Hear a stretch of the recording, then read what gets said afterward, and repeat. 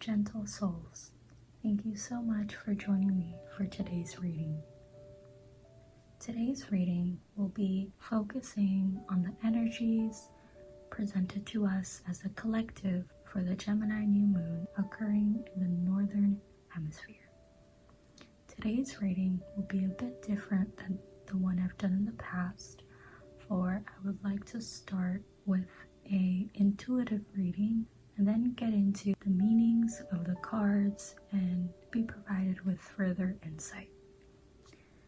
I would sincerely appreciate it if you become part of the Luminosa collective and subscribed, as well as give this video a like. Let's get into it.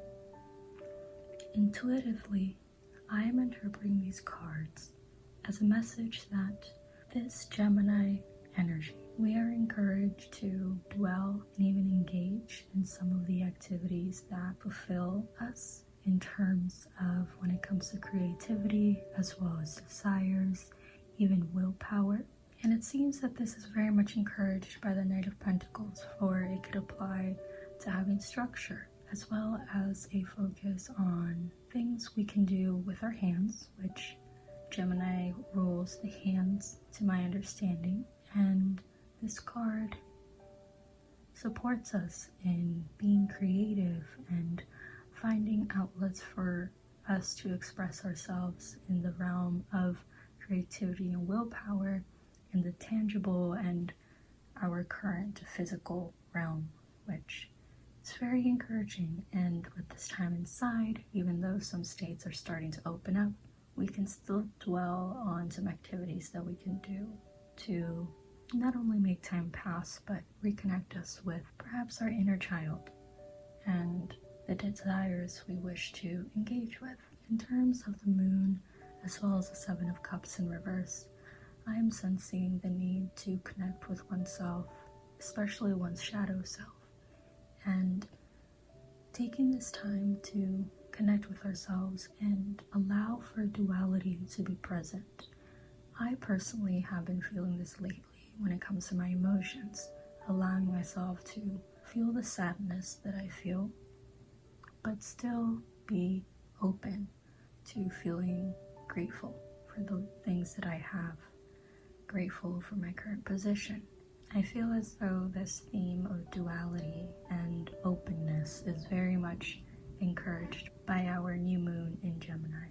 The Seven of Cups speaks to me in having multiple options. The Seven of Cups speaks to me as to having multiple options, but in reverse, it gives me the sense that perhaps we aren't considering multiple options that we may have, or we may not be embodying the openness that is very much encouraged by the sign of Gemini. Also, I should have mentioned this in the beginning, but today I felt drawn to choose 4 cards instead of 6 as I did for the Scorpio full moon. I was drawn to pull 4 cards, not only due to having a bit of low energy lately, seeing that I'm soon on my moon cycle, but also I have been having very vivid dreams of stability and foundation, and the number 4, as well as even the number 2, really resonated with me. And I feel as though allowing the space for duality and allowing ourselves to explore our foundations, explore the world around us, is an energy encouraged by Gemini, as well as Gemini being in the North Node now, and Sagittarius being in the South Node, which should be noted. Now, let's get into a further reading of the cards. Let's begin with the order of the cards, in order to allow Spirit to communicate their message. The Knight of Pentacles speaks to the themes of responsibility, productivity, and routine.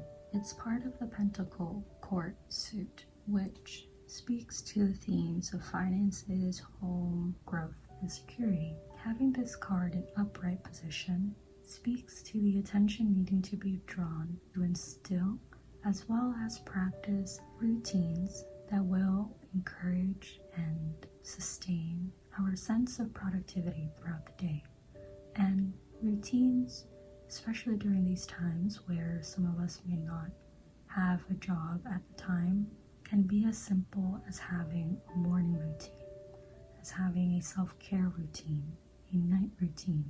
Having a routine allows us to have a sense of security. As to its position in this reading, I believe it applies to us all finding our routines that allow us to not only feel secure, but also allow us to have a bit of room to discover what allows us to feel productive and what doesn't. And again, I don't wish for you to feel pressure to fit into a capitalist society's definition of productive, but just getting yourself out of bed, completing your ever so basic needs, which could possibly be brushing your teeth, taking medicine, eating, showering. That is more than enough, frankly.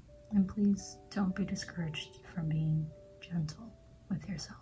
Moving on to the Ace of Wands. The Ace of Wands pertains to the court suit of Wands, and its themes are of creativity, action, willpower, passion, and desire. The Ace of Wands upright speaks to creativity, willpower, inspiration, and desire. I feel as though its position in this reading speaks to the Gemini energy present, which encourages us to be flexible and create and try to find what fulfills our desires. And in correlation to the Knight of Pentacles, I feel as though this very much not only applies to the intangible realm, as in our mind, our emotions, but also in our physical realm, whether that is physically painting, physically moving your body, physically advocating for others. Even perhaps during this time that we are in retrograde in Aquarius, it could be mobilizing online for organizations and movements that you are passionate about. Moving on to the Moon card in reverse. The Moon card is part of the Major Arcana, so it very much is a card that is demanding a bit of attention from us all. In reverse, it speaks to themes of the need for release, inner turmoil, confusion, and even repressed emotions. I feel as though the presence of this card in this reading speaks to the need for us to still be in tune with our emotions and give ourselves a space to feel how we're feeling, especially during these times that I'm recording. It's very needed to allow yourself that sense of duality, which is very much present with Gemini, represented by the two twins. During these times, it may be frightening and you may feel very overwhelmed, sad, as myself. So I really don't wish for you to feel judged or even shamed or even guilty, but allow yourself to not only question these feelings, but also open up space and allow there to be room for you to feel a bit more neutral, to feel a bit more grateful for what you have. For me, practicing gratitude is something that really has helped me feel grounded and also makes me realize that I do have things that I'm ever so grateful for. And an activity I like to practice in the mornings, just as I wake up, just immediately say 3 things that I'm very grateful for. And they're up to you, and you may repeat them every couple of days if you feel as though that is right for you. For me, I am ever so grateful for my bed, for my body being functioning, and all my organs and senses functioning as they should. And usually my last one is giving gratitude for my cared ones and myself, so being safe and alive. But sometimes they're different, but I very much encourage you all to practice this little bit of gratitude to help you feel a bit more grounded. Journaling could also be very helpful when connecting with your emotions. The moon is actually a Piscean card, which my sun is in Pisces, so I very much am focused on my emotions and emotional well-being. And perhaps this card is also asking us to take care of our mental health, and especially when it comes to emotional health.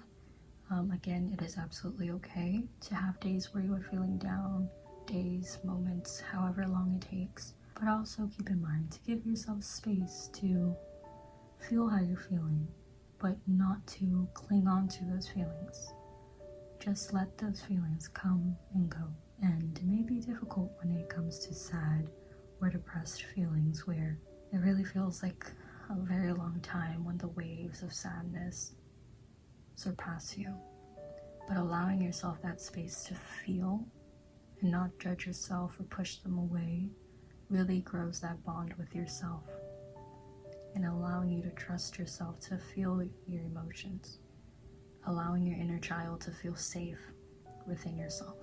And I feel as though during these times it should very much be encouraged that we should be more in tune with our emotions and accept how we're feeling, and try to embark on ways where our vibration and frequency is heightened. Perhaps in me saying that may make you realize the actions or media you may be consuming that may be also hindering your vibration or frequency. So I wish to encourage you to keep in mind what type of music you're listening to, the news outlets that you may be listening to. Keep in mind that sadly in our current capitalist society, our fear is something that is profitable. And one of the best things that you can do for your own sake, but also in general, is to not feed into the fear purposely instilled into you. And this, of course, is very different for everyone because we are all in different situations, and I can't just rule off your experiences, but please keep that in mind. And lastly, moving on to the Seven of Cups. The Seven of Cups is in the cup court suit, which speaks to the themes of emotions, relationships, intuition, and consciousness. In reverse, this card speaks to the need for realignment, a sense of confusion, perhaps overwhelmed by options, and this may indeed be in the aspect of not knowing what to do, especially during these times that I'm recording, not knowing where you should put your energy into, seeing that some of us, myself included, may be struggling with keeping our energy up and not knowing where we should put it all in, and sometimes end up in bed all day, and that is okay. We are allowed to have those days to ourselves, but I feel as though we're called, similarly to the Moon card, to connect with ourselves and realign our values, realign our perspective of what we want, going along with the Ace of Wands, finding what ignites our willpower, our desires, our creativity. So I very much do encourage you to perhaps journal for a little bit, things that make you feel good. And I am encouraged to ask you to try activities that are in the physical realm or aspect, like exercising or doing yoga or going on a walk or doing a little stretch or drawing or writing or reading. The options are endless. But I very much feel like we are being asked to connect with ourselves and allow us to have space to explore what ignites our desires, explore what we want from this tangible realm, which may be reflecting Uranus being in Taurus at the moment, which very much asks for stability in the physical realm. And this is also a theme that we are currently enduring, or asked to endure, I should say instead, to have that sense of duality when it comes to the need to have things in the tangible as well as intangible realms, and finding that balance. Before I end my reading, I wish to share a affirmation card given to us by the Language of Flowers, and it is in honor of the Heliconia. Hope I didn't butcher it. The theme is realization, and the piece of advice or affirmation is: the answer is here, take heed, which I feel like this very much correlates to the Ace of Wands, for the wands are represented by fire and taking action. So I feel as though this card, as well as with the rest of the reading, is encouraging us to connect with ourselves, for the answers are within. We know what we like, we know what we don't, we know what values we have, we know what we don't value, what feels just. When we go inside we reflect on, we connect with our values, what we find unjust, what we find fair, what we find ideal, what fulfills us, what doesn't. And if these are aspects that you are working on, do not feel guilty. Take this time. Even if you are an essential worker, please make time for yourself and connect with yourself. Please connect with yourself. Go within. You are divinely protected and supported in taking time for yourself. It should be mentioned that with 3 or 4 planets now in retrograde, whenever taking action, please think thoroughly. And I very much do not want this advice to encourage anyone to go outside and put themselves at risk or others at risk for whatever activity they wish to engage in, but dwell thoroughly on what change you want to see in the world, what values you align with, what you don't, what organizations you align with, which ones don't you, what makes you feel fulfilled emotionally, mentally, and physically, and what doesn't.